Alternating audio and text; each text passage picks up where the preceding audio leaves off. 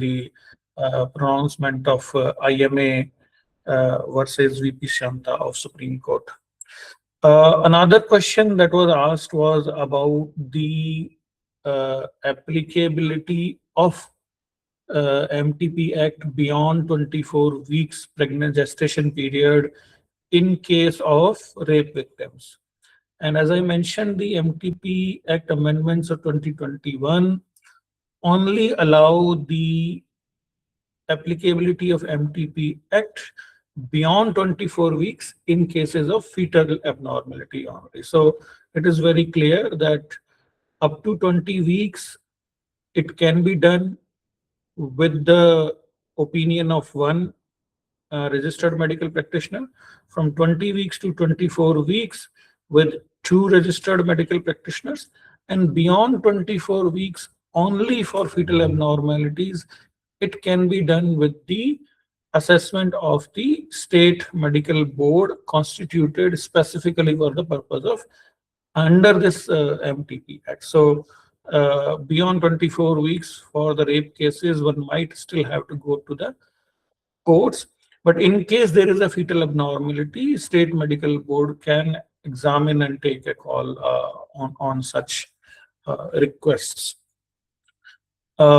Between 20 weeks to 24 weeks, the Act says that the pregnancy culminating out of a rape will be considered as causing mental anguish to the mother, and then as per the Act can be examined, assessed, and a decision for the MTP can be taken. So those were the 2 things I thought before I start for today's class I must clarify for your information, because what I mentioned in my slides were perfectly right, and if something else is written somewhere, that might require an updation and might need require revision in those things. So okay, so today I have been told that you are more interested in nursing administration and the nursing management, so I have prepared my slides in line with them, but if there is some time, we can discuss the other matters also, and if you have any questions, I'll be very happy to take those questions.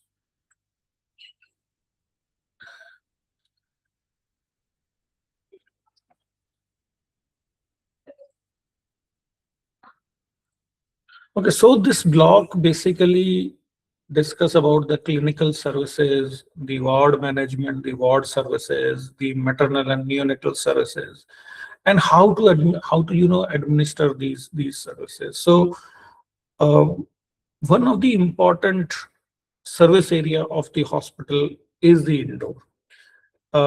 If you see the evolution of hospital, initially hospitals were not as sophisticated as these are, and not as having distinct areas as today we have.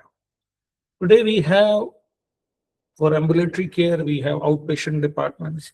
Even in outpatient departments for daycare surgeries, now we have daycares and the daycare operation theaters where we perform the operations and discharge the patients by the same day. And eye care is one of the prominent example where many operations are done on daycare basis, and by the evening the patients are sent back home. Another area is the operation theater. Operation theaters have also evolved and now are very sophisticated modular operations, and so much so that we are now using the robotic surgeries, performing robotic surgeries, and have CTs and MRIs within the OT suite. Another area, specialized area nowadays, is the diagnostic services. So diagnostic services have now also been evolved, whether it is a radio diagnosis or diagnostic services related to the blood examination or examination of other body fluids. And there is further, subcategorization in that, for example, histopathology, cytopathology, immunopathology, hematology, hematopathology, medical microbiology, parasitology, even so virology, mycology. So there is a lot many differentiation in that, and many hospitals now have these distinct departments, not just for the research purpose, but for the diagnostic purposes as well. And the most important component of a hospital is the indoor of the hospital, where patients are actually admitted other than the emergency. Now, emergency is also important. In emergency, patients are coming in the acute, requiring acute care. That could be an operation, that could be stabilization, and then the ICU care might also be required. But the indoor actually takes the majority of the land portion of your hospital. And the majority of your manpower is also deployed in the indoor services. So indoor services, from where the indoor services get the patient? There are mainly two ways to get the indoor patients. One is either through the ambulatory care, that is the outdoor, or through the emergency.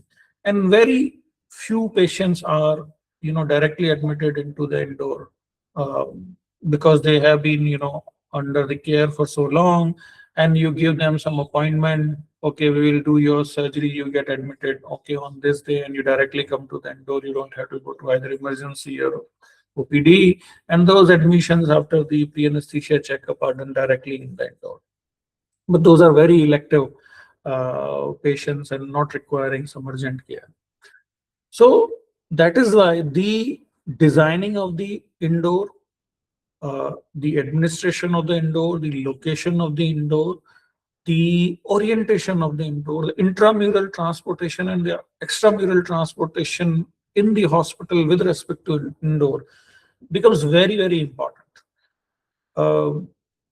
Because see, when the patient arrives and is spending 6, 7, 8 days in your indoor, or maybe even more depending on the condition of the patient or the type of services that are being provided. For example, if this is a psychiatry ward, the average length of stay of patients in a psychiatry ward is much longer than, let's say, in a medical ward or in a surgical ward. In psychiatry ward, sometimes patients remain admitted for months.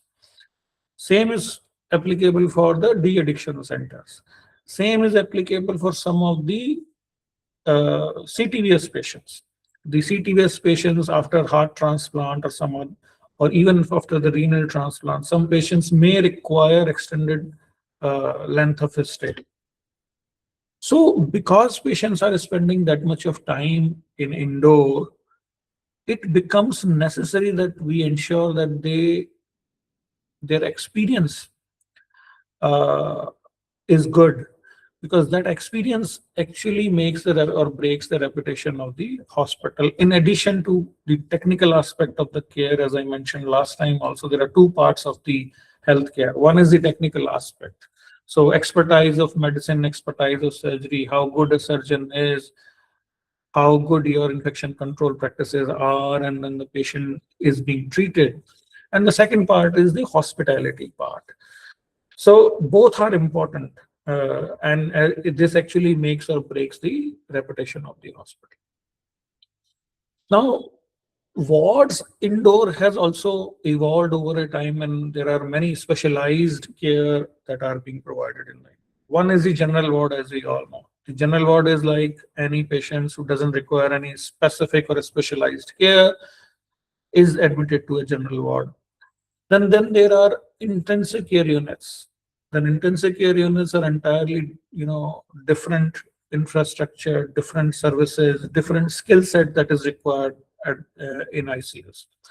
Then comes the HDUs that we call the high dependency units. It are somewhere between the general ward and the intensive care ward, where the level of care is somewhere in between these two. And then there are specialized wards. For example, there could be a burn ward, there could be a communicable disease ward. The design and HVAC of infectious disease ward, the ID ward or the communicable disease ward is entirely different, because there you would not have a positive pressure ventilation. There you would require a negative pressure ventilation, where you would like the air to come from outside towards the patient rather than from patient to the periphery. So that's a different type of a specialized ward. So then there are some other based on the type of services that you are providing. For example, if you have a nuclear medicine department and you are providing nuclear medicine services, then in that case, and I think in the next class or in the next counseling session, we will discuss some of these specialized areas. The nuclear medicine, if you have an indoor for the nuclear medicine, you require a slightly different type of infrastructure, because the excreta of the such patients, for example, urine, uh, will have the traces of the radionuclide material.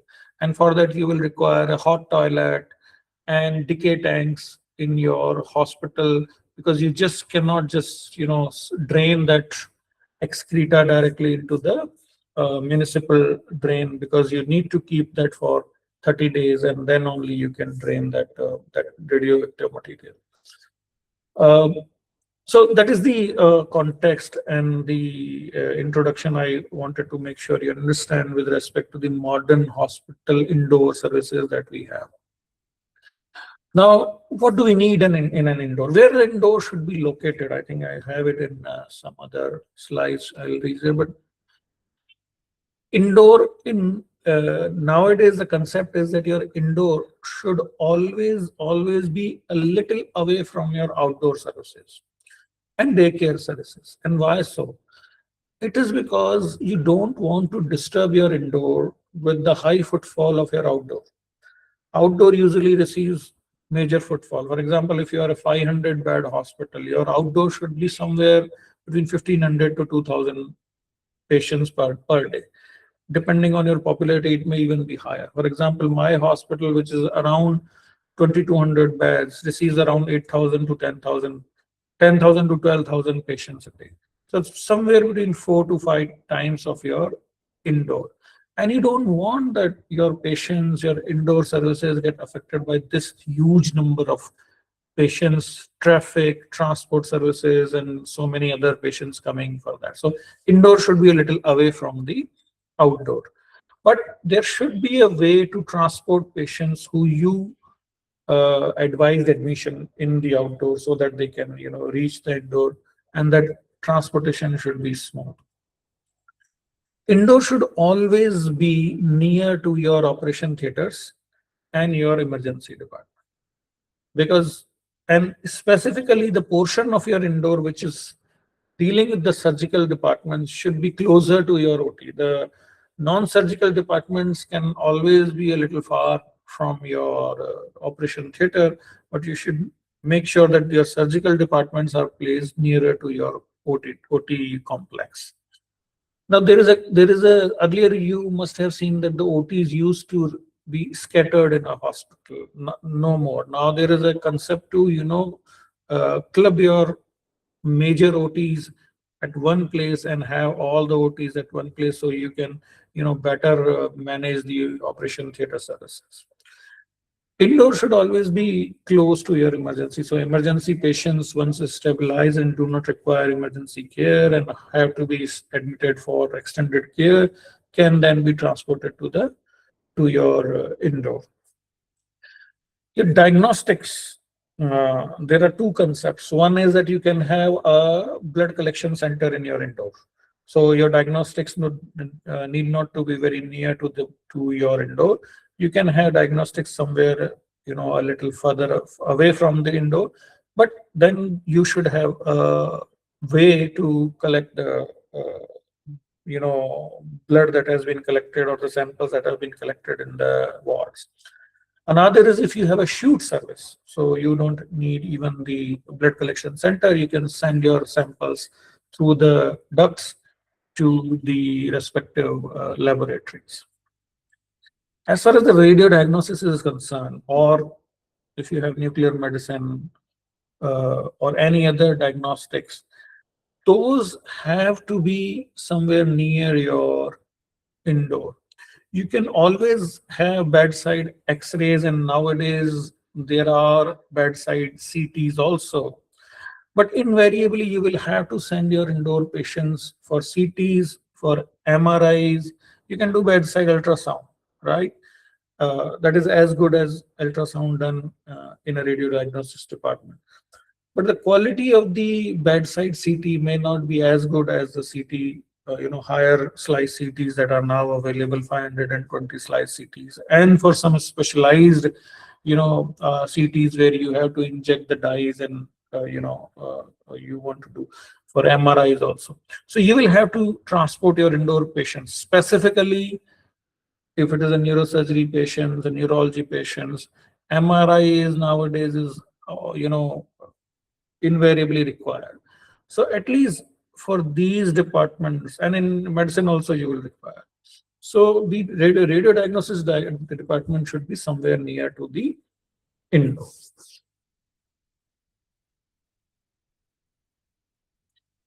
The objectives of why do we want to have the indoor, as we know, to provide highest quality of medical and nursing care, to provide comfortable and desirable environment to the patient or on temporary situation or substitution of home, to make provision of all the essential required for patient care, beds, equipment, drugs, linen, diet, etc. Now, diet also you have to provide, and there are different types of diets that you will have to provide, and there must be a separate class on that. But your kitchen should not be in your indoor areas for two reasons. Number one, it will unnecessarily create the noise and movement in the indoor area. And second, because of the fire hazard also. You can always transport the food in an hygienic condition from some other part to your hospital or your indoor. It is better to avoid to have kitchen or anything inflammable material in the indoor areas. To provide highest degree of safe and aseptic environment for the patient, to provide facilities for visitors also, it is important because, having the visitor time, having that guidelines for visitors, limiting the number of visitors specifically for critical patients is important. To provide suitable atmosphere for healthcare workers to work in hassle-free manner, and to provide opportunities for education, training, and research. So indoor will not only have and I'll discuss in the next, it does not, in addition to the patient care area, if you are a teaching hospital, even if a private hospital, you are, let's say, having nursing courses or paramedical courses or DNB courses, then you need to have some academic areas in your indoor where you can have classes, maybe in the form of a seminar room, or if nurses are to be trained, some classes are to be taken. So that area you cannot just ignore while designing for your indoor. That area you can share between multiple wards, but that area is required. So mainly, broadly, four areas in which we can actually divide a hospital ward: the primary accommodation, ancillary accommodation, auxiliary accommodation, and the sanitary accommodation. Now, what is primary accommodation? Primary accommodation is, as it is also given in your manual, it's the core clinical areas, including the nursing areas, minor OT, plaster rooms, some minor procedural rooms that you require in that. So I'll discuss the remaining areas in the next. So factors to be considered in planning and designing of a ward, because it will depend on what type of a hospital you are.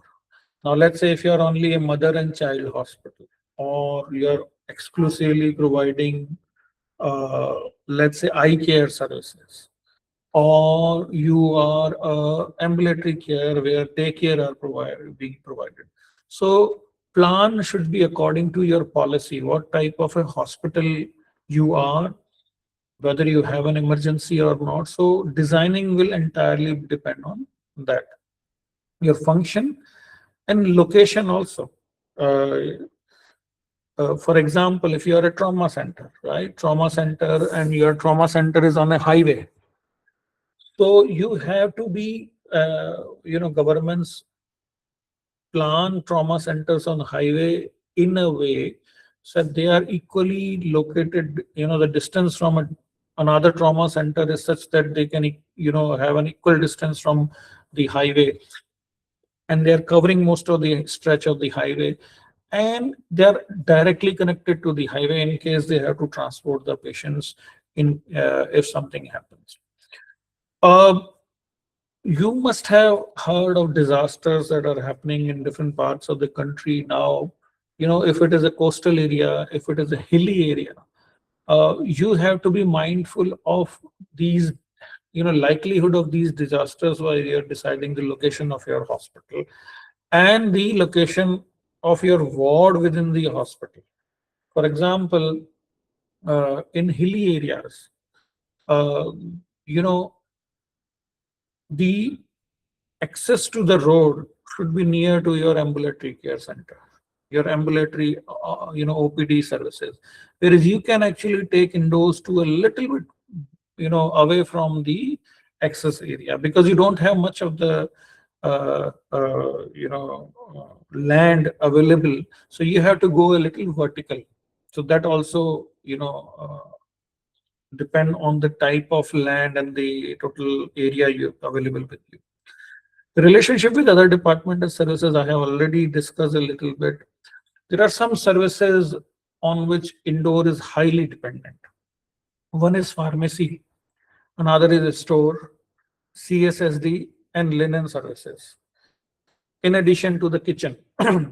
So the central store, pharmacy, CSSD services, and the linen services, uh, you need to be mindful. Either you have some linen bank in the indoor where you receive this, supply once or twice in a day, and then you transport it to different parts of the hospital, or you have a pharmacy within the indoor, or you have a store in the indoor which is actually supplying to the all the indoor, and then you have a warehouse somewhere, within the premise of the hospital somewhere else, or outside the hospital also. The staffing pattern of indoor depends on the type of services you are providing in that ward. Workflow is important. I discussed a little bit in last one also that how the ward is designed actually leads to the comfort or the discomfort of the uh, patients as well as the healthcare workers. Communication systems you must have, how we need to design, depending on the type of design that we have in the ward, we will have to design a communication system where patient can communicate to the healthcare workers in case of need, right? And then the patient and healthcare worker safety is important. Complying with the National Building Code is very important. National Building NBC 2005, I mentioned last time also in the when we discussed the legal issues in the hospital. Safety is not just of the fire safety, but when we are talking of the patients, a major portion of it is the patient safety. And the patient safety is a huge subject. It's not just the fire safety. So whether it is the infection control, whether it is from the fall, whether it is from medical errors, there are so many other things that we have to be mindful of when we are designing the indoor. The dignity and privacy of patient is important. Specifically, if the patients are, it's important for everyone, every patient, but more so in cases of patients who are, having some specific diseases, due to which they are liable to be stigmatized either by the healthcare workers or the society. And it is an unfortunate situation though, but we have to be very mindful about them. And the fire safety, as I mentioned, is very important. It's entirely a different class.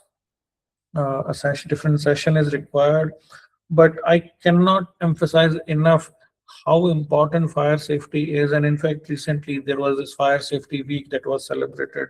Today is the International Nurses Day also, and coincidentally we will be discussing the nurses administration in the indoors today. So, and if any of you students are nurses, happy International Nurses Day to all of you.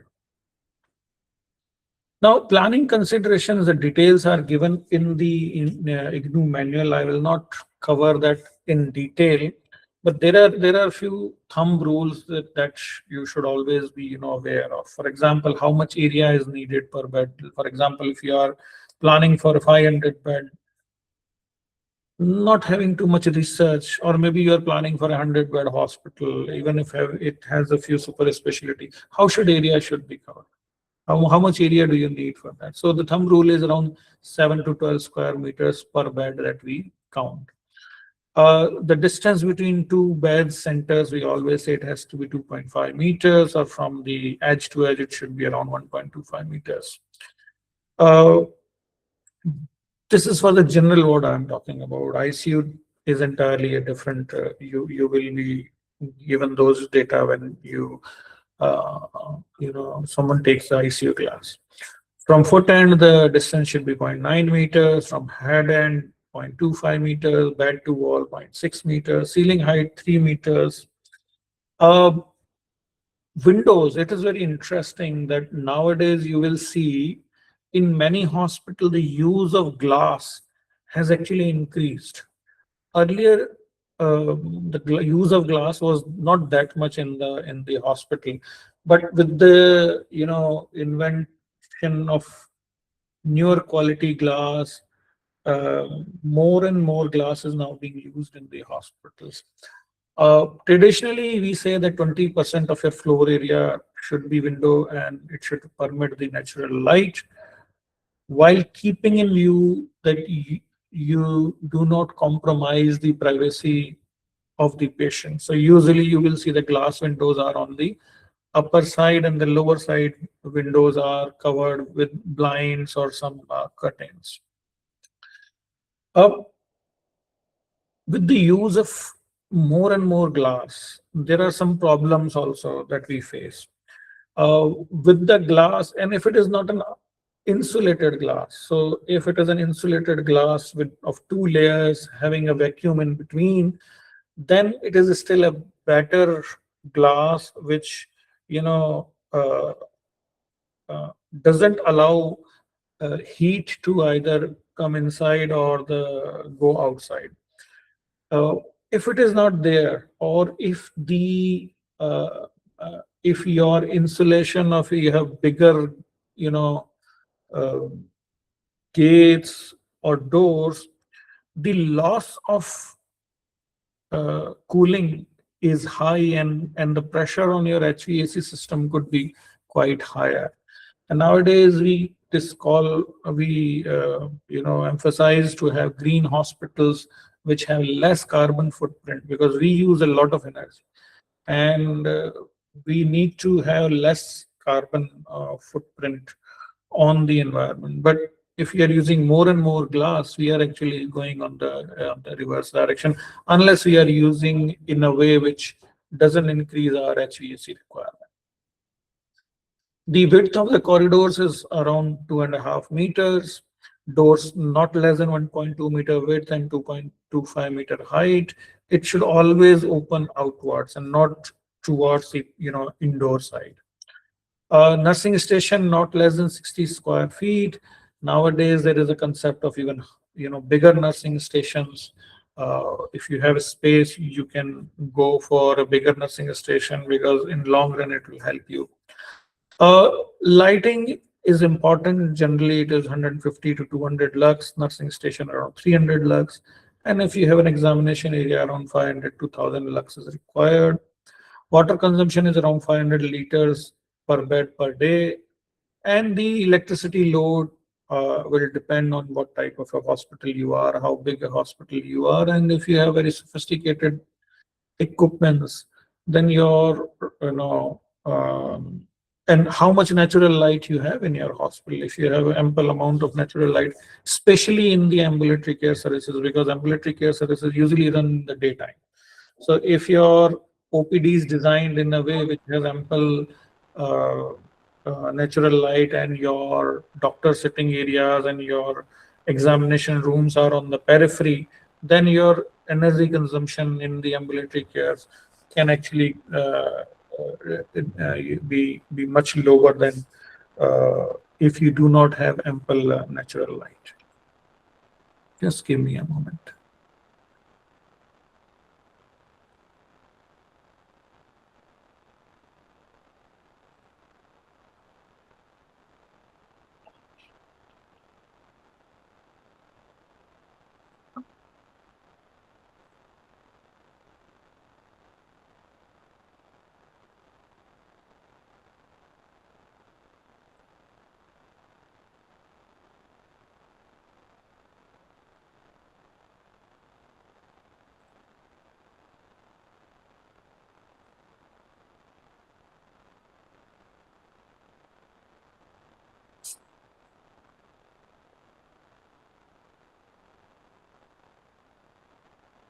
You are able to see the screen? No, sir, not visible. No, sir. No, screen is not visible. Just give me a moment.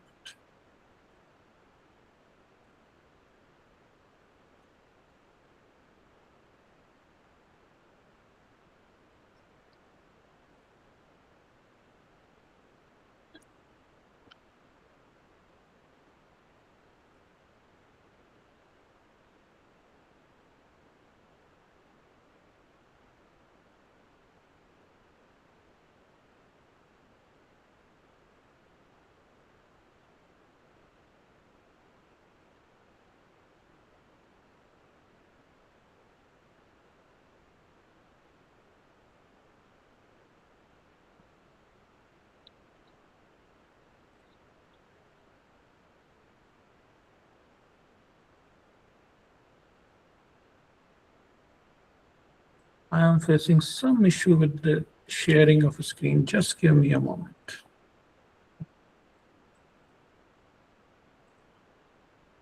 Something. I'll rejoin. There seems to be some problem with this. I'll rejoin. Just give me a moment.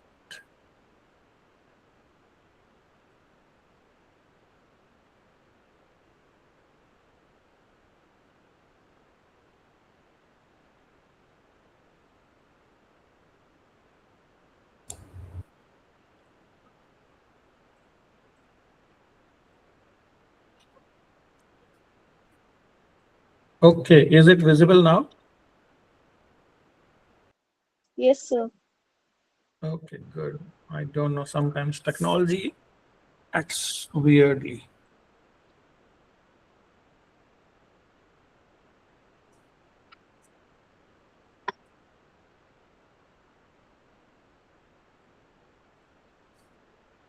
Okay, so the primary accommodation, as I mentioned, is the patient care area, the nursing station, the drug medication preparation area, could be a plaster room, for example, if it is an orthopedics ward, could be a procedure room if it is in a surgical ward, or sometimes injection rooms, or some other types of room. If it is a pediatrics ward, you might require some other types of rooms as well.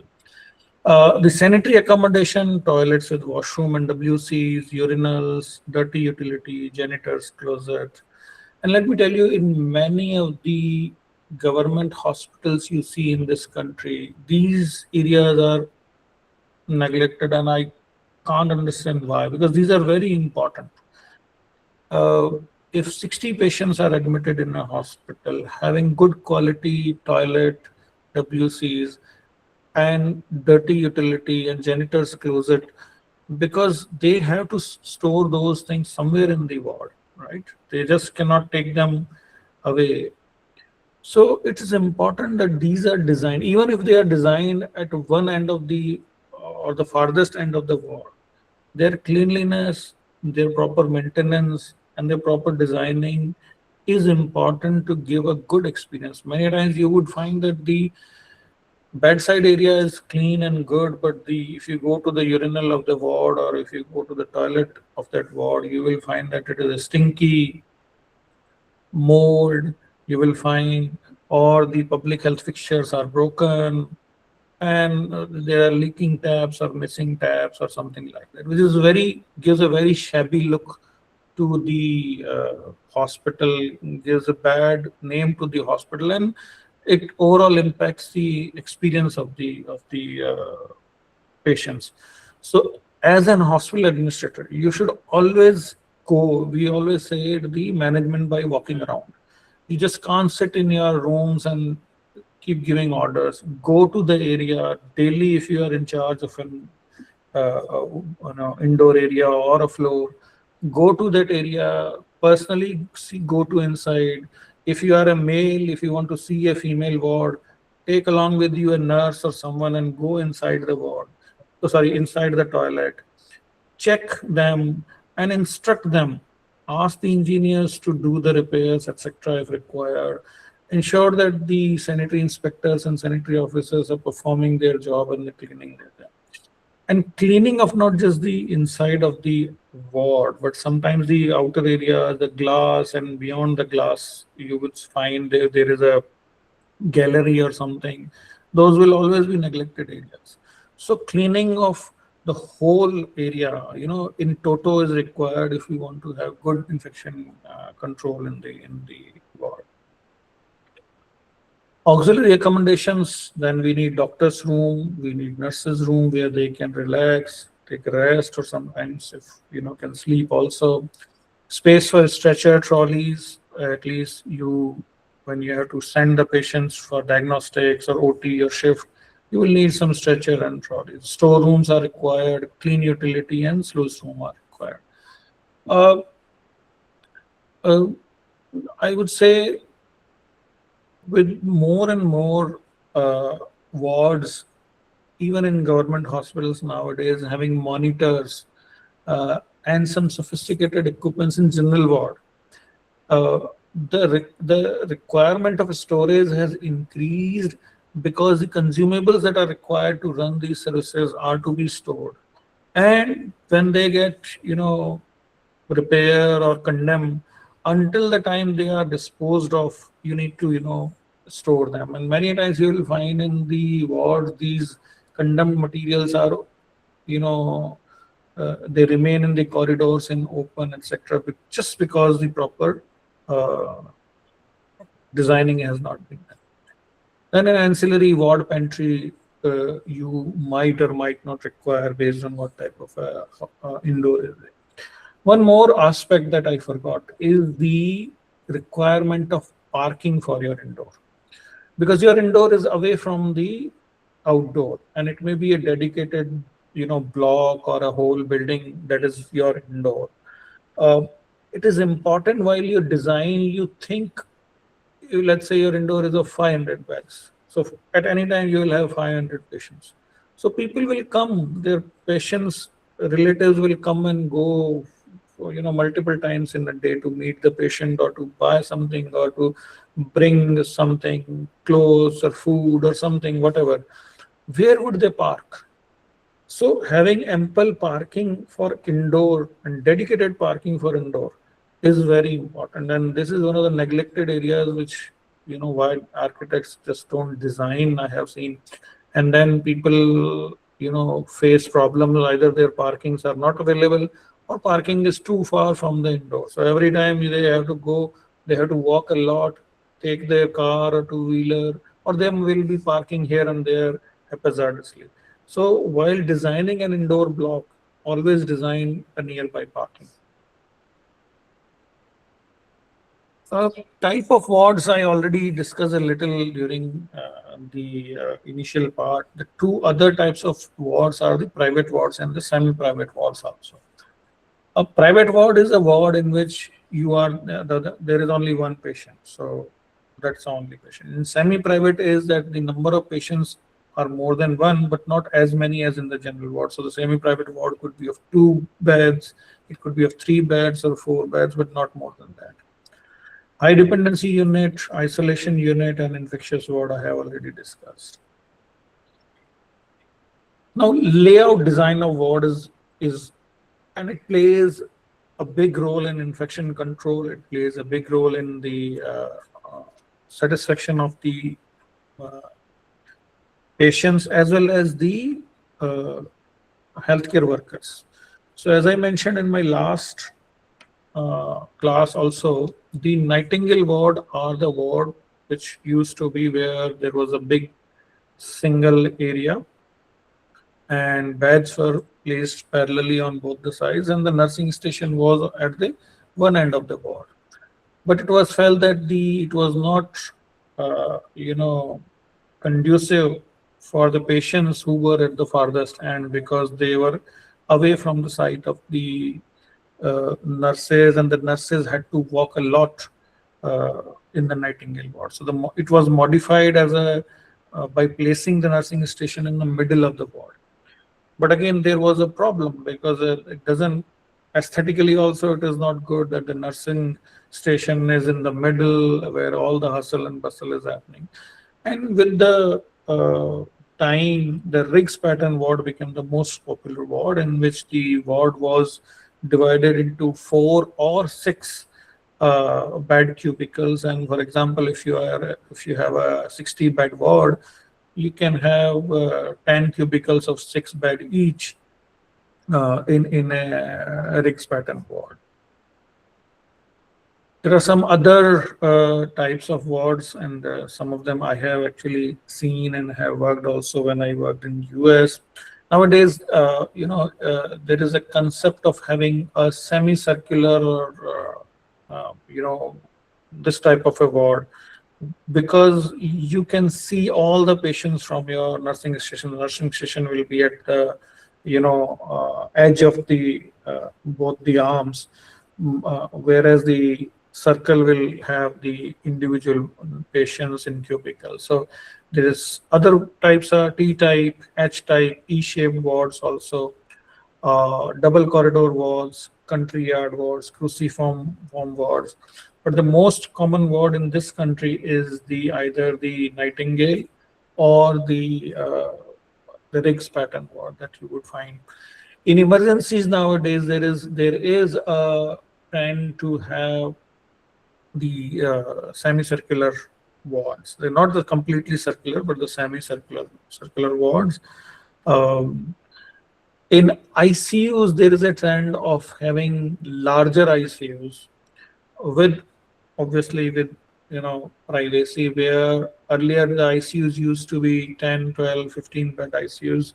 But in the private sector now, you would find that there is a trend of having ICU beds up to 25 and 30. And there are pros and cons to, both. It is better from the management perspective, but whether or not, but then more efforts are needed in such wards for the, infection control practices, etc. So this was about the, in broad terms, the planning, designing of the indoor. Now a little bit about the indoor administration. What type of human resources do we need in indoor? We need doctors, resident doctors, then we need nurses, hospital attendants, sanitary attendants, and the biomedical waste collectors. Ward aid, we are basically the clerks that are available, then the technicians, perfusionists and phlebotomists, security guard. Depending on the your design of the ward, you may have a receptionist for some wards, floor managers. Nowadays, there is this concept of in government hospitals of Ayushman Mitra, which actually help patients in navigating the Ayushman Bharat scheme, or whatever the name of that scheme is in different states. They help those patients in understanding the scheme, the benefits of the scheme, getting them enrolled, getting their photos done, their pre-authorization done, etc., etc. So they may also be there nowadays. Then fee collection, staff for the hospital information system, dietitians, laundry personnel, medical record personnel. They may not be stationed in the ward, but they will come and go, whatever, depending on the requirements. The dietitians routinely come to assess the patients, to see their requirements, and they play a major role, in my view, in the recovery of the patient, in the treatment of the patients. Now, the nursing administration could be different in different hospitals. Now, this I have taken from the manual, although it may not be same in all the hospitals. For example, in my hospital, there is the senior most position is the chief nursing officer. We call it CNO. And then there is nursing superintendent, the deputy nursing superintendents, and then we have the assistant nursing superintendents, then the senior nursing officer and the nursing officers. But here, because it was mentioned in the manual, so vice president of the nursing services, the nursing superintendent, DNS, nursing supervisor, the ward in charge, and the staff nurse. And how many do we need in a ward? how do we decide? So there is a SIU norm that we follow, which says that, and you can search on Google and you can find it's a 2-page document, staff inspection unit norms, SIU norms, we call it. In the general ward, we usually say we need 6 nurses, oh sorry, 1 nurse for 6 beds. For the high dependency units, we say 4 beds on 4 beds. For ICU, we say 1 nurse per bed. And then for whole hospital, whatever the nurses complement we have calculated, we add 40% for the leave reserve and other types of leaves that we have to give. So in broad, it's different for the ambulatory care, it's different for the OT, but indoor usually you remember as a rule of thumb we require 1 nurse every 6 bed per shift.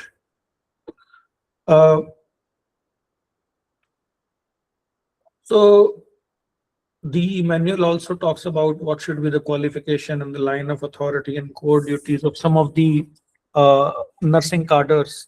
So for example, the nursing superintendent should be an MSc nursing or basic BSc nursing with 10 years of professional experience. And this could be different in different hospitals.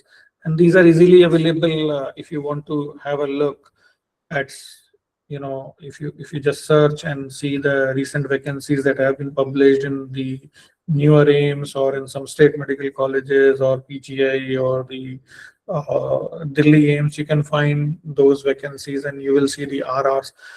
Even the RRs of the PMSSY, that is the Pradhan Mantri Swasthya Suraksha Yojana, all the newer AIMS are under PMSSY and their RRs are easily available on the website. You just search and you RR mean the recruitment rules. If you some of you are not aware about this acronym of RR. So, and in government setup, you will hear this word many times, RR. So recruitment rules are easily available for you. Nursing superintendent, in our case, for example, in my hospital, reports to the chief nursing officer. But in some hospital, he might be reporting to the vice president of the nursing or to the medical superintendent directly. Is in charge for the total management of hospital nursing services, prepares objectives, policies, interprets policies, project manpower needs, handle grievances, and conduct major ward rounds. And the teaching also, to some extent, they have to ensure that the nurses receive regular on-job trainings and as and when required trainings and the orientations while onboarding new nurses. And between nursing superintendent ANS, there are DNSs also, there are deputy nursing superintendent, but then there are ANSs, their basic could be BSc nursing or the GNM with 5 years of experience. Now, see, in government setup, we recruit nurses usually at a staff nurse level. So that is the entry level, which is nowadays called the nursing officer. It earlier used to be called staff nurse grade 2. Now we call them the nursing officer. They are then promoted to senior nursing officers after, I believe, 5 years or so, and it may be different and different. So that is the bedside nursing, the nursing officer and the senior nursing officer. When they become a assistant nursing superintendent, they are no more doing any bedside job. They are doing mostly the administrative job, and ANSs usually are responsible to manage a ward or a specified area. It could be a specified like OPD or an OT or some other area, for example, a pet center or a gamma knife center, if you have those type of specialized services. But majority of your bedside nurses are staff nurse grade 1, 2 or nursing officer or senior nursing officer. Beyond that, every cadre is basically a supervisory cadre. Ward in charge sister, as I mentioned, usually is an AANS. It could be different in different setups. So GNM and BSc nursing is the basic requirement. Staff nurse could be RNM or a GNM plus 1 year of experience. But majority of the government hospitals usually take either GNM or the BSc nursing is the minimum requirement nowadays. And you will many times find PhD nurses are also available to you, uh, depending on what type of a hospital you are. So core duties depend, as I mentioned, if you are a NO or SNO, you are doing all type of bedside duties.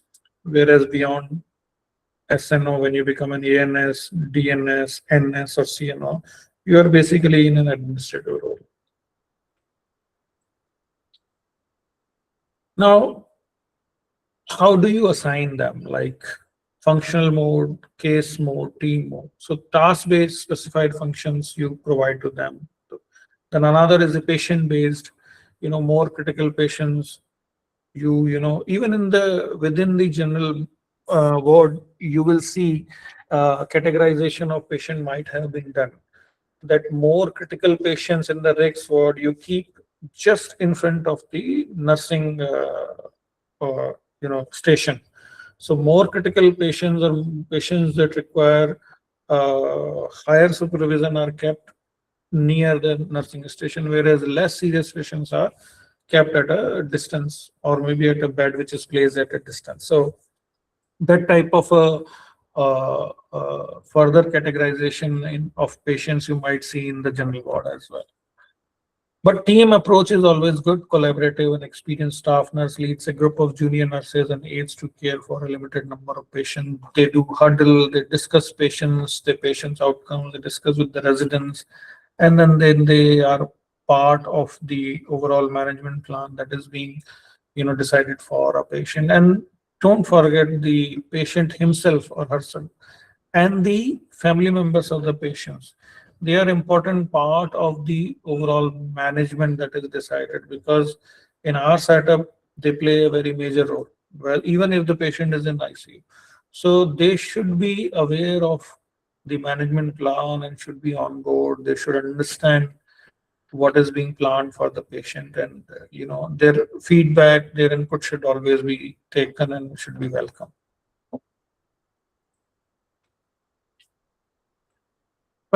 Progressive patient care flow is important from the nursing uh, administration point of view. Some of it I already mentioned. And why it is important, why just we can't have all the patient and give them the ICU care, because it is too costly. So cost effectiveness and cost benefit we have to see, and we just cannot keep every patient in the ICU. So that's why we have high dependency units. Then from a little lower than that is the indoor wards. This is not a hierarchy. ICUs are not superior to indoor wards. It's just the criticality of the patient we are discussing. And then the ambulatory care. And because of indoors are too costly, there is more and more shift to provide ambulatory care services wherever possible. Chemotherapeutic drugs, uh, then even the radiotherapy, uh, then some of the transfusion services, some of the pediatric services. There is a shift to provide more and more daycare services, because then you don't have to keep the patient overnight. You don't have to run that area in the night. And there is a saving for the system as well as the patient as well. And the patient is less exposed to the risks of being in the hospital. And the patient is in a better place at the comfort of his home where he can recuperate. Then there is home care. Nowadays, a lot much of after the discharge care is provided at home, whether it is a physiotherapy and others. And there is a concept of hospice also. If you're not aware, hospice, there might be some hospice in your areas also, in your city. You just search about the hospice. Hospice are the places where we keep the terminally ill patients. And instead of giving them the aggressive active treatment, we give them the supportive treatment. and the pain relief treatment, and majority of them are terminally ill cancer patients, so that they can live rest of their life in a dignified way, rather than spending time, energy, and money in the intensive care unit, where we treat them aggressively with all those chemotherapeutic agents and so many tubings and wires attached to them. So this concept of hospice is also growing traction in this country. Then, as I mentioned while discussing the legal uh, scenarios last time, documentation is most important, which will save you in case of a legal complication. So having a robust hospital information system, not just for indoor but for the whole hospital, is important. And capturing the treatment, capturing the consent, capturing events that are happening with the patients while patient is admitted in HIS is important.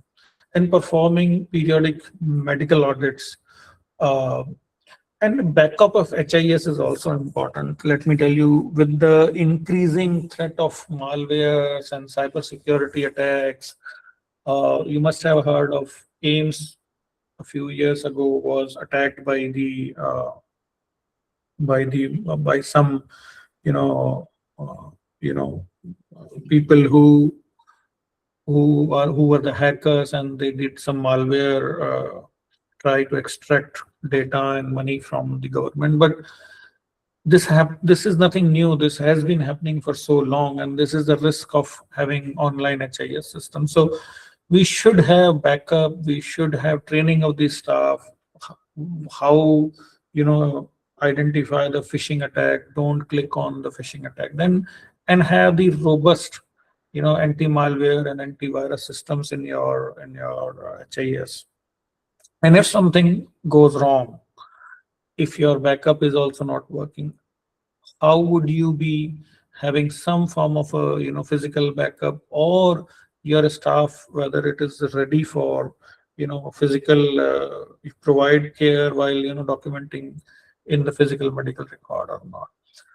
And I remember this because when I was posted as the medical superintendent of the All India Institute of Medical Sciences, Jodhpur, during the Operation Sindoor, we were preparing for all type of worst scenario. Just in case if a bombing happens and our HIS system doesn't work, we'll still have to provide care to the patient. So do we have enough physical forms available or not? So we printed more and more physical forms just to make them available in case our HIS system doesn't work. So those type of disaster situations also we need to be preparing for those eventualities. Then policies and procedures for indoor are important and make an important part of the overall administration of indoor. So admission and discharge policies, record maintenance policy, I discussed last time also for indoor, for MLC as well as for the non-MLC. Stock maintenance and condemnation policies are important. And for condemnation, not just condemnation of your, equipment, your material, your furniture, but condemnation of your e-waste. So follow the guidelines, follow the law of the land, and accordingly, because e-waste you have to always give to a authorized recycler. You just can't give it to anyone. So even, for example, there you have an equipment where majority of portion of the equipment goes into the iron scrap. The parts of the equipment might be eligible to be disposed of in the e-waste law. For example, this could be your AC, where you have a PCB that you have to take out separately and do an e-waste, put it in the e-waste. Then the drug policy is very, very important, especially when we are talking of rational use of drugs, because the antimicrobial resistance have become such a major issue in the world. Having a proper antimicrobial policy and the drug policy helps us in prudent utilization of our resources, as well as early recovery of the patient and saving the cost also. And if you have an isolation facility in the indoor, even within the general ward, you might have uh, one cubicle reserved for infectious patients. For that, you might have to have a policy how which nurses will be looking after that area, and how you will ensure that the infections do not transmit to other areas, and have accordingly the HVAC system designed for that. Information management, a lot of information you will generate and send, so management of that. Shift change is very important. You will see majority of the errors happen because the shift change is not proper. Proper notes have not been written, proper handing over has not been given, because either there is no overlapping between the two shifts, or there is no culture of telling the next in charge or the next sister or the next resident about the events that have happened with these patients in the last. While handing over the shift, each and every patient that is under your management, his care should be discussed with the next who is taking over the charge. Infection control and biomedical waste management is very important in indoor, in OT, in emergency, because if you are not taking care of this, there could be an outbreak of infection. And this is especially important while you are dealing with the neonates and the infants who barely have any immunity because they are newborns. So in NICUs, in nurseries, and then uh, uh, infant in ICUs for the infants, the proper infection control is it become more important. And then the performance appraisal is part of your indoor administration or a nursing policy. And performance appraisal should not be a one-time activity in a year, that at the end of the financial year or a calendar year you are performing the performance appraisal. It has to be a continuous process. And wherever you see aberration in your in the behavior or the performance of your employee, you should address it then and there. You just cannot wait for the year-end performance appraisal. That is important. But if there is significantly, if there is a behavior that is, not acceptable behavior, or a performance is not acceptable, or something is being reported about the staff, that has to be taken heads on. You have to address it then and there before it becomes a major problem for you or your hospital. Grievance redressal, always ask for patient satisfaction, patient feedback at the end of the, while the patient is being discharged. And you must understand that in healthcare, there is a significant power imbalance between the patient and the provider. Especially in the government setup, where we receive patients from all socioeconomic strata. Majority of patients are not empowered, illiterate, or not aware enough, and they hesitate to raise their concerns.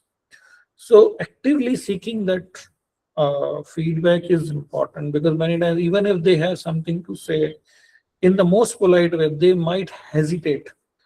In fact, I did a study very recently, and it has been published, that whether or not the patients are forthcoming in telling the healthcare workers to perform the hand hygiene, which is very basic.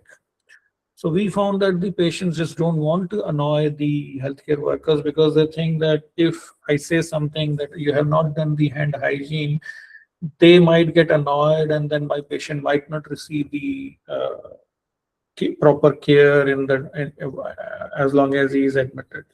So those concerns are always there, and we as an administrator should be aware of it and seek for, active uh, patient feedback. And then only we will be able to, act upon that and make it better. In some cases, some things might go wrong, and for that, you should have a grievance redressal mechanism where patients can formally lodge those complaints and then, get those grievances redressed. Uh, and it has to be a fair and transparent mechanism.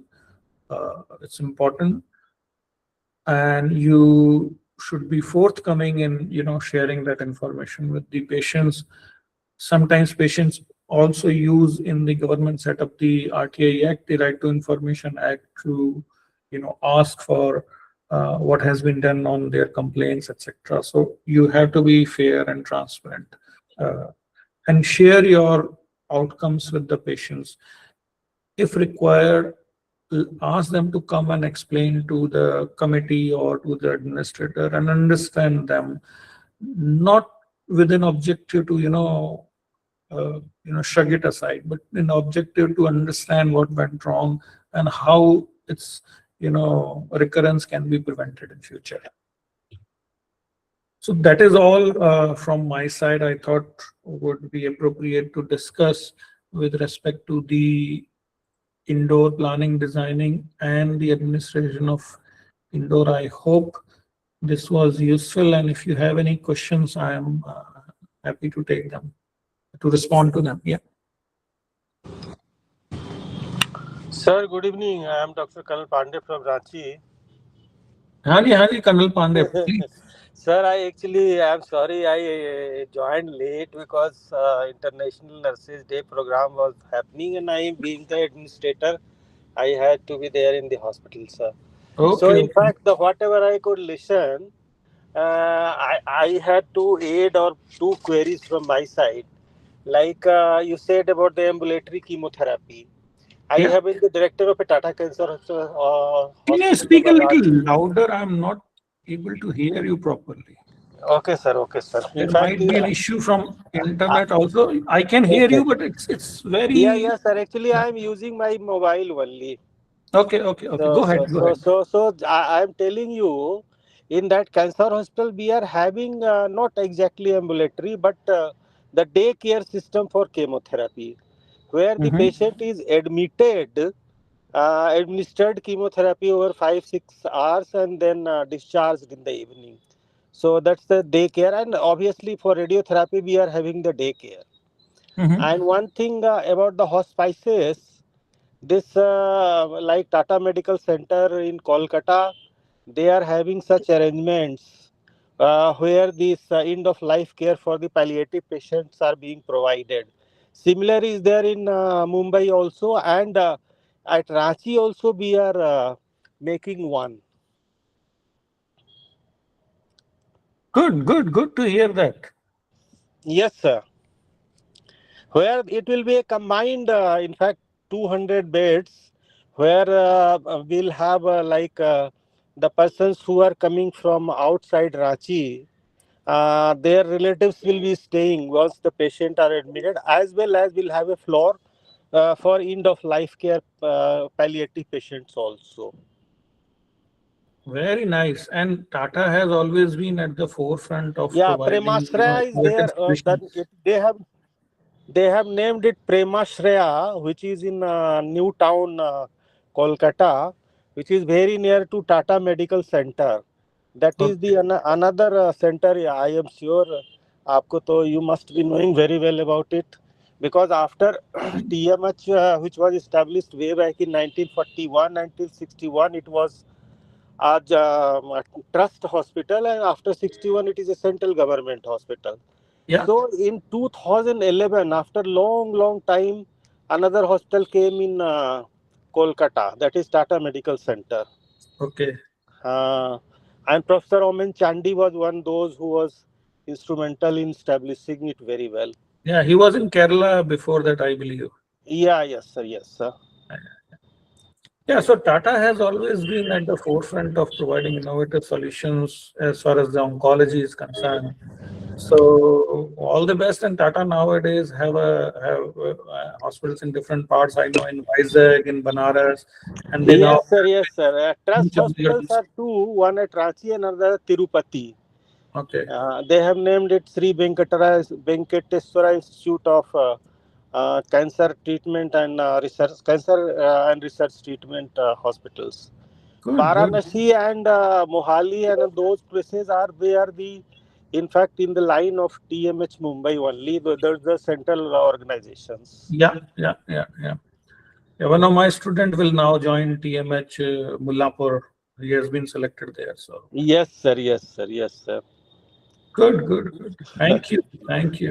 Please, Yeah. sir. Please, sir. Please, sir. Because you joined late, at the start of my talk, I had discussed about two issues last time you raised. One was about the IMA versus VP Shanta. Yeah. So So, I again went through in detail. So though as you said, the decision was there in 95, but it was in fact formalized in 96. It's written like that. yeah, so but if we have to cite it, we cite it as 1995, and that is Yes, the sir. Yes, sir. I citation. agree with you, sir. I agree with you. And the Because I second, also went into deep and in fact this Tracy has so many wrong things written. I will not tell you. oh, that's But fine. Because see, uh, both ways, some people have written as 96. I will not say it is wrong, but uh, for the benefit of the students, we should, cite it as 1995. yes, sir. Yes, And sir. the I second thing totally. that you asked about the applicability of the MTP Act in after 24 For weeks four in case weeks, of yeah. rape, No, no, I uh, stand corrected, sir. That says only for disabilities. for only fetal abnormalities, it is. Yes, sir. Yes, sir. I stand corrected in that, sir. Okay, okay. Thank you. Please, Thank please, you. sir. Please, sir. Thank you. Thank you. Sir, please share your at least email address. Though I Yeah, have seen, because I am also a member of Academy of Health yeah, Administrators. yeah, yeah. So there your details are there, but without your permission, I cannot use it. I'll share. I'll share. I'll share. I'll share. It is your email address as well as mobile numbers are also there, but I cannot use without your permission to Okay, you can. communicate with you. Yeah, yeah, that's fine. You can communicate with me. That's fine. No Chalo. worries. No problem. And the two emails address are mentioned, sir. One is the official one, and one Official is one I prefer. The okay, official sir. one on So I use it. I had written one mail and the same very day only of day before yesterday itself. So perhaps you didn't have time to see that. Sometimes it goes to the spam also. Let me check. Okay, sir. Okay, sir. Sir Sometimes is all it is spam also. yeah. Thanks I'll for check. I'll check. No problem. yes, No sir. problem. We'll keep in touch, sir. I am No also problem. Academy of Hospital Administration. I'm the Maha members also. Shalini pretest is not being sent. Shalini has mentioned, is someone from the IGNOU here? Yeah, pre-test I could not attend, so post-test whether I am able to, I am authorized to attend or not. I don't know because I'm still on my mobile. So I'll reach in my house about 15 minutes time. Then let's see. Is there someone from IGNOU here?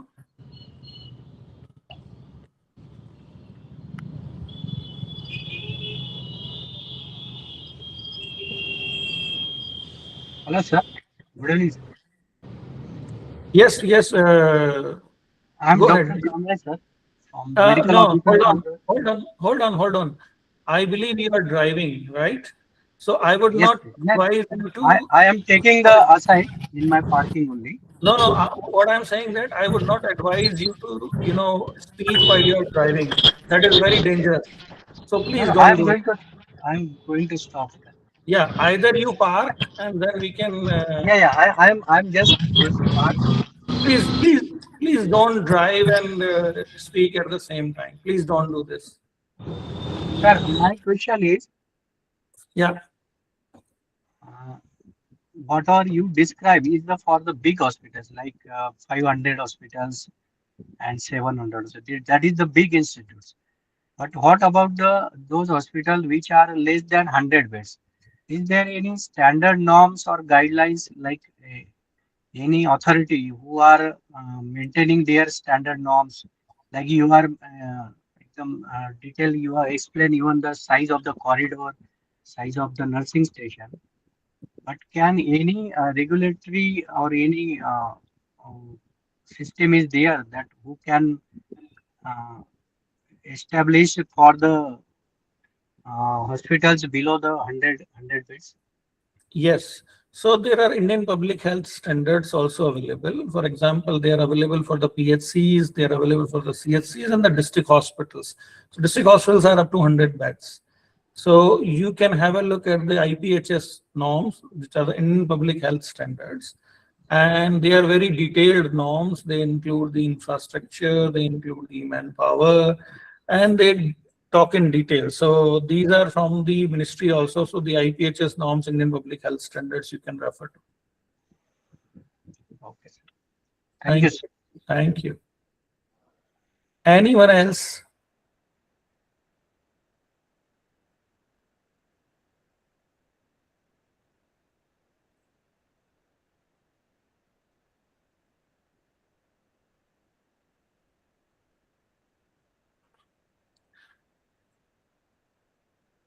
If there are no more questions or comments, can we close the session?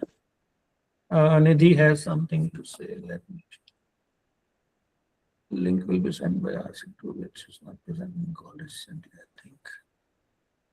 Yeah, I asked if someone from the IGNOU is present in this session or not. I haven't yet received any response.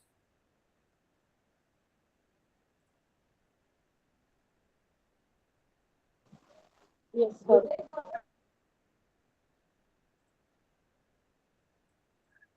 Okay, so if there are no more questions, we can end this session and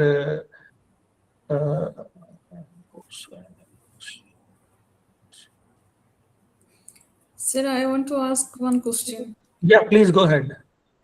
Sir,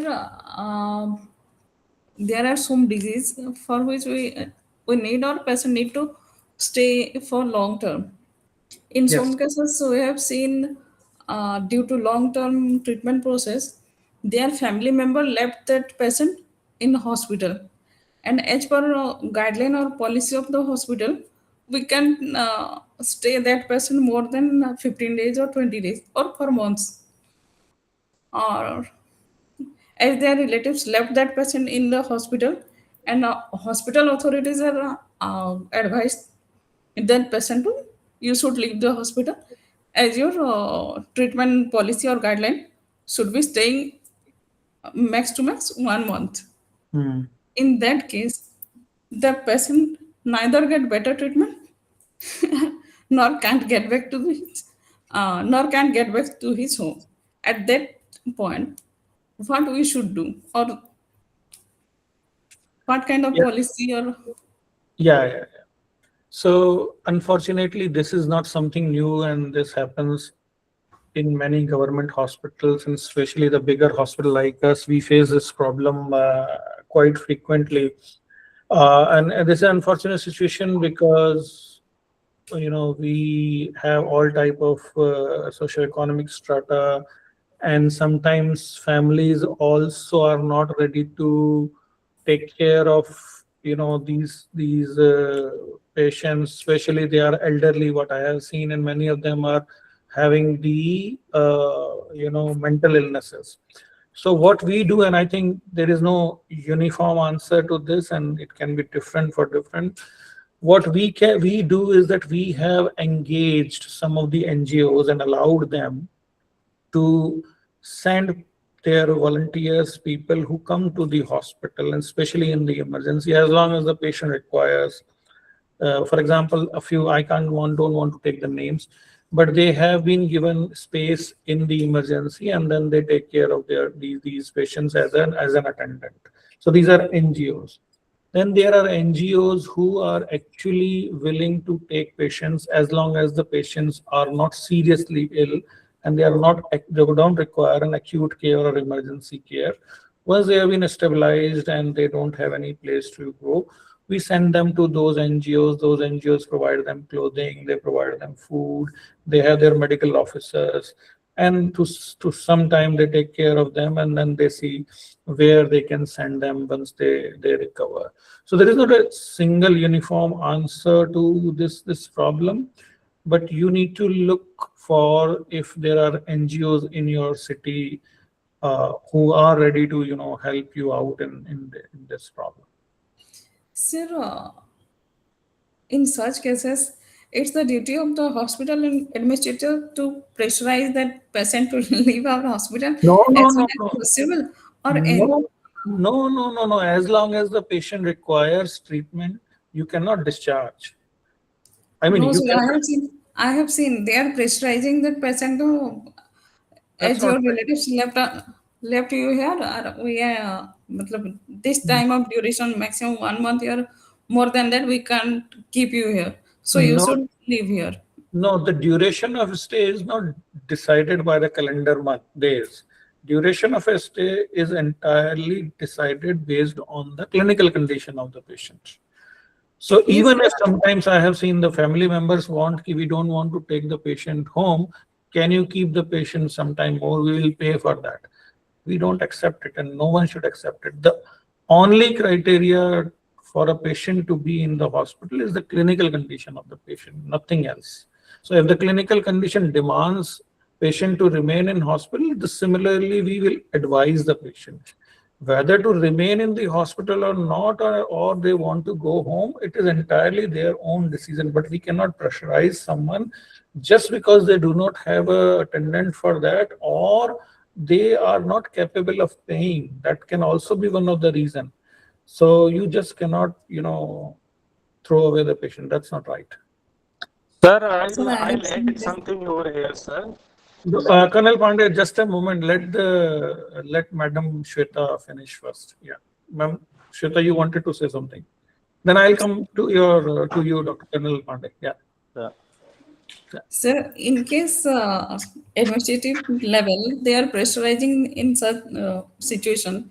The patient is requesting ki I have no family member, I have no financial status to pay here or any other sources. So he is requesting them for to stay here, to stay there. But the hospital administrator are pressurizing him to leave that hospital. But his condition was not good there at that time. I mean, if the patient has been treated for the disease and there is no clinical reason for patient to remain in hospital, the hospital can always discharge the patient.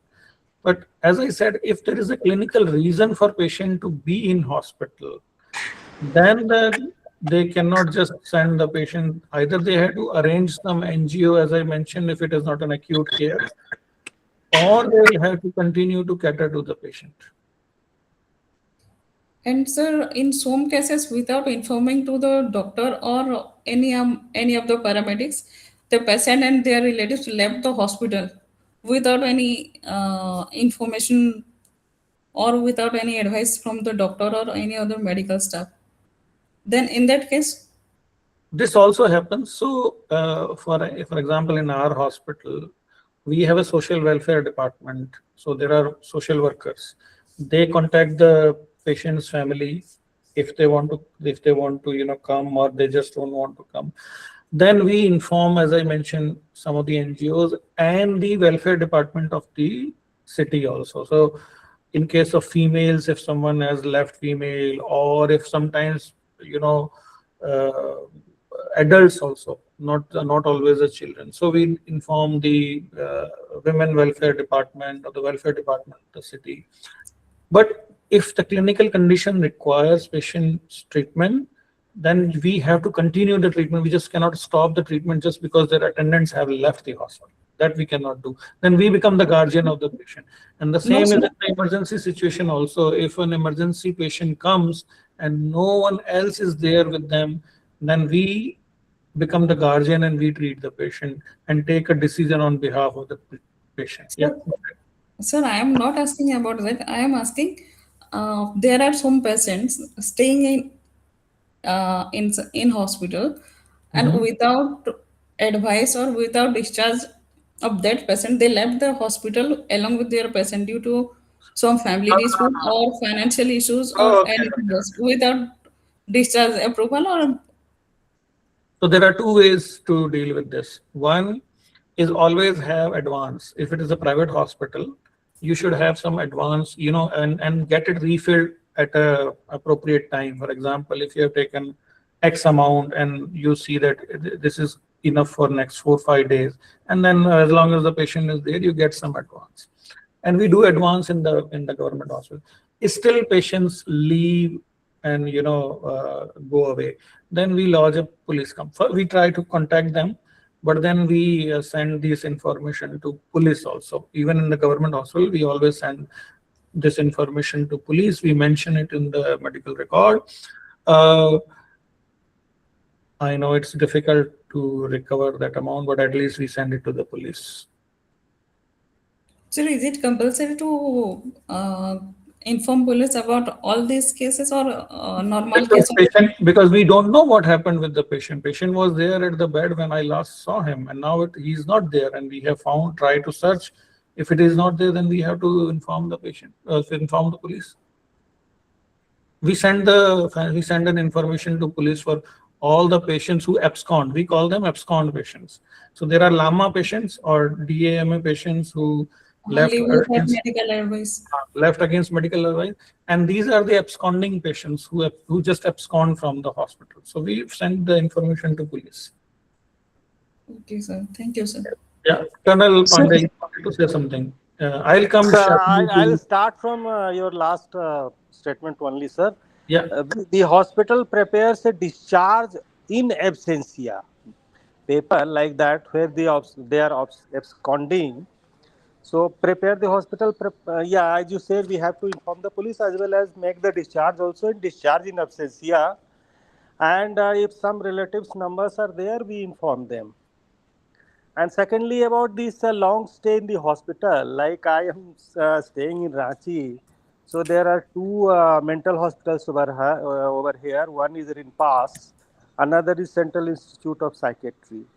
So I have been in communication with both of them, and we have seen some of the patients left for years and their relatives have just left, and nothing can be done. And so they are still kept for so many years in that hospital itself. You can't send because the mental patients are there. They can't look after themselves or go anywhere else. So this is the situations I have seen happening here, sir, in the mental hospitals. Yeah, it's an unfortunate situation. Yeah. Thank you for sharing it. I think someone else also was trying to say something. Yes, sir. Sir, I was asking that in case of like this mental disability or maybe maternity case where a patient was bleeding. Actually, I saw this by myself only. Patient was heavily bleeding, and it was her fourth delivery. And then nobody was there. In such case, who will pay for the treatment?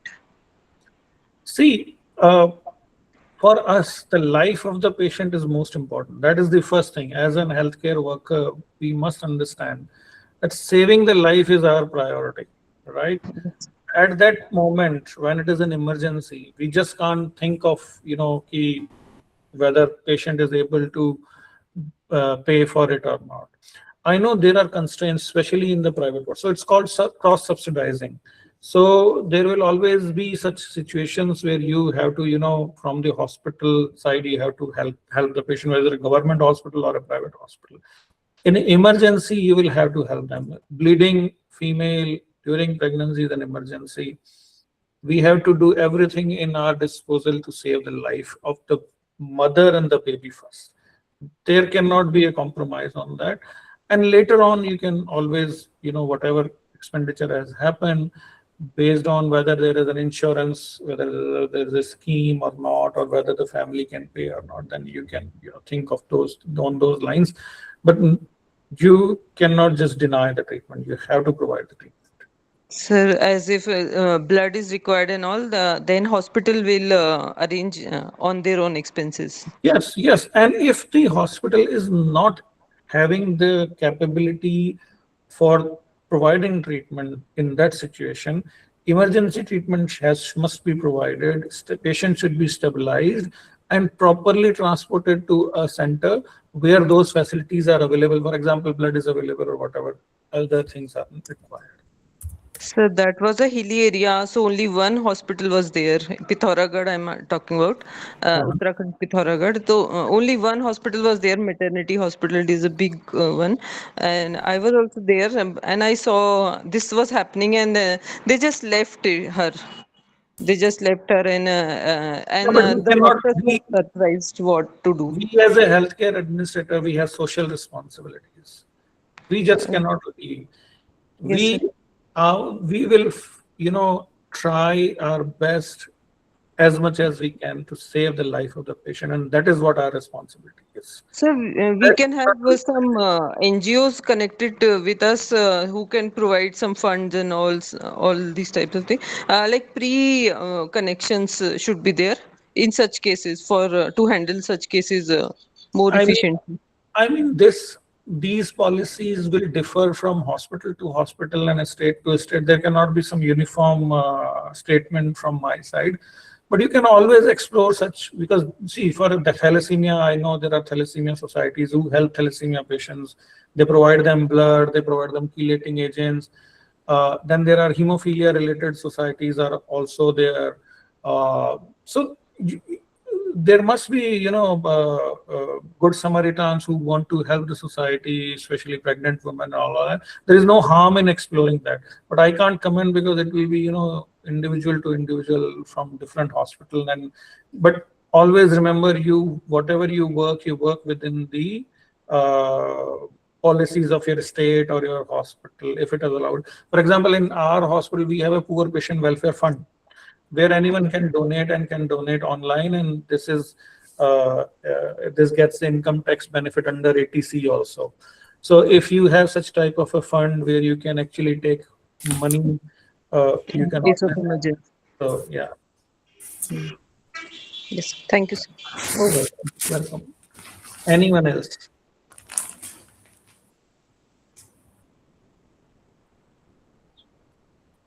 So can we close the session if there are no more questions?